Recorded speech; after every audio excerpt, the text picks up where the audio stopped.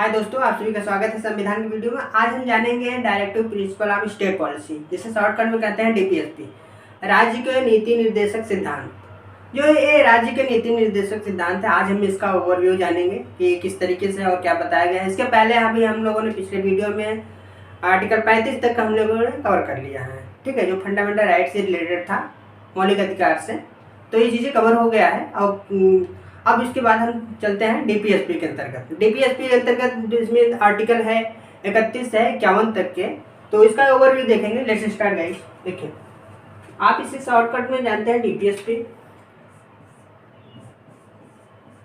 Directive principles of state policy, ठीक है। Article कहाँ से कहाँ तक है?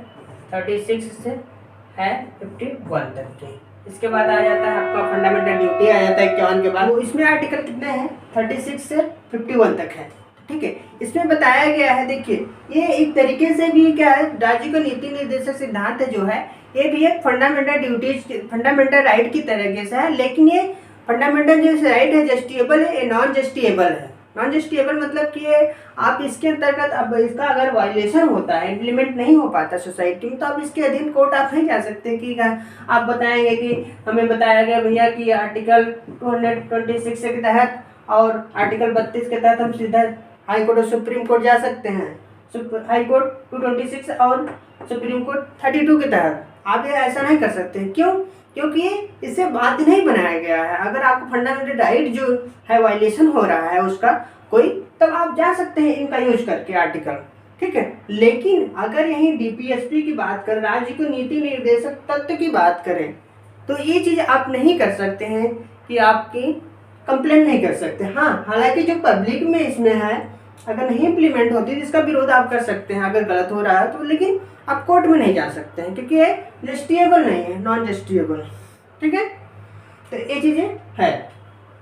इसमें मेनली ये बताएगा, जो लॉ लीगल एक्सपर्ट थे उस समय, जो जब संविधान हमारी फ्रेमिंग हो रही थी, बन रही थी, हालांकि उसमें जो एडवाइजरी थे, लॉ संविधानिक सलाहकार थे सर बी एन राव, तो उनका कहना था कि ये मतलब कि क्या है, हमारे फंडामेंटल कैटेगरी दो तरीके से हैं। एक जो फर्स्ट फंडामेंटल राइट है और ये सेकंड कैटेगरी का है।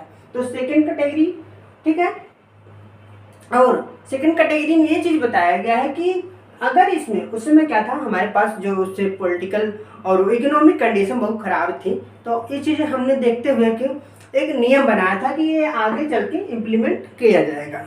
जैसे अब सोचो कि संविधान बनाने वालों ने कितना खूबसूरती से संविधान बनाया है ना। इसके और जो निर्माता थे डॉक्टर बी आर अम्बेडकर, इनका कहना था कि ये चीज़ें हम बाद में करेंगे। पहले वो एक बहुत दूरदर्शी और दार्शनिक व्यक्ति थे, फिलासफर थे। तो वो इस तरीके से कहा गया कि जब हमारी कंडीशन ठीक ठाक हो जाएगी, जब हमें इकोनॉमिकल कंडीशन और पॉलिटिकल कंडीशन जो ठीक ठाक हो जाएगी, तब इसे इम्प्लीमेंट कराया जा सकता है। किस तरीके से? ये देखिए, इसका जो होगा वो 3 बेसिस पे, जस्टिस जो आप देखें जैसे प्रियम्बल में पढ़े होंगे, जस्टिस 3 बेसिस पे। कौन कौन से? इकोनॉमिक बेस पे, ठीक है, और पॉलिटिकल और ये सोशल। तो 3 चीज़ें पे रखा गया। कौन कौन? इकोनॉमिकल, पॉलिटिकल और सोशल, 3 बेसिस पे। कि मतलब इसको फुलफिलमेंट करने के लिए क्या होगा, इसका ये डीपीएसपी का ये सिद्धांत बताया गया है। इसमें 3 तरीके के सिद्धांत हैं, जैसे लिबरल है और गांधीयन है और इसमें है एक सोशलिस्ट है। इन 3 सिद्धांत का कम्प्लीमेंट है, इसमें बताया गया है, ठीक है, इन सबको पूरा करने के लिए। अब जैसे इकोनॉमिक बेस पे, कैसे इकोनॉमिक बेस पे, जैसे लोगों को जैसे देखते हैं कि राशन वगैरह का प्रोवाइड किया जाता है, जिससे कार्ड हो, अंत्योदय कार्ड होता है, बीपीएल कार्ड होता है, कोटा जो होता है मिलता है, उस तरीके से।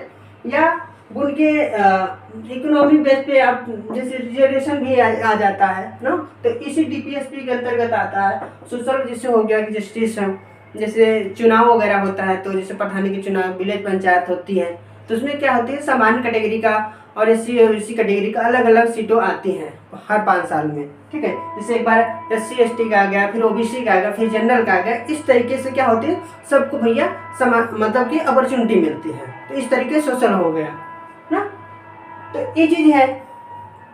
आर्टिकल है 36 से 51 तक यही राज्य के नीति निर्देशक तत्व की बात करता है इसे इम्प्लीमेंट के लिए। तो आप इसमें विशेष ध्यान देंगे ये कहाँ से लिया गया था। तो ये जो संविधान हमारा लिया गया था, तो गाइस डीपीएसपी जो लिया गया था, डीपीएसपी लिया गया था आयरलैंड के संविधान से लिया गया था। हम लोगों ने कहाँ से लिया था? आयरलैंड के संविधान से, ठीक है। तो ये वहाँ से प्रभावित है, आयरलैंड से। और जो आर्टिकल 36 से 51 है, ये चीज़ें डीपीएसपी की बात करती है। तो इस तरीके से इसमें जैसे है कि राज्य जो भी गवर्नमेंट इम्प्लीमेंट करती है, जो भी पॉलिसी बनाती है, इसके तहत बनाएंगी, मतलब इनको ध्यान देते हुए बनाएगी। इसलिए क्या हो जाती है, जैसे गवर्नमेंट हर गवर्नमेंट आती है तो जनता को लुभाने के लिए आप जानते हैं नई नई स्कीम निकालती है, ठीक है। इसलिए क्या है, ये मतलब कि उनका इस तरीके से कह सकते हैं कि जो फंडामेंटल राइट है उससे ज़्यादा भी प्रभावित ये होने लगता है डीपीएसपी अंतर्गत इसे इम्प्लीमेंट करने के लिए, ठीक है। जब इम्प्लीमेंट होती है, आप जानते हैं 5 साल में तो सरकार चेंज होती रहती है, मतलब कि चुनाव होता रहता है। अगर अच्छा काम करेंगे फिर जनता उन्हें वोट देगी, अगर अच्छा नहीं काम करेंगे फिर उन्हें क्या करते हैं, जनता मतलब डिसाइड करती है किसकी गवर्नमेंट बनेगी। तो इस बेसिस पे इससे पूरा फ्रेमिंग किया गया है डीपीएसपी का। आई होप आपको डीपीएसपी का पूरा विस्तार से जो ओवरव्यू है समझ में आया होगा। अब हम नेक्स्ट वीडियो में जानेंगे इसका आर्टिकल बाय आर्टिकल जानेंगे कि आर्टिकल में क्या दर्शाया गया, क्या बताया गया है। So thanks for watching guys, मिलते हैं नेक्स्ट वीडियो में। Thank you.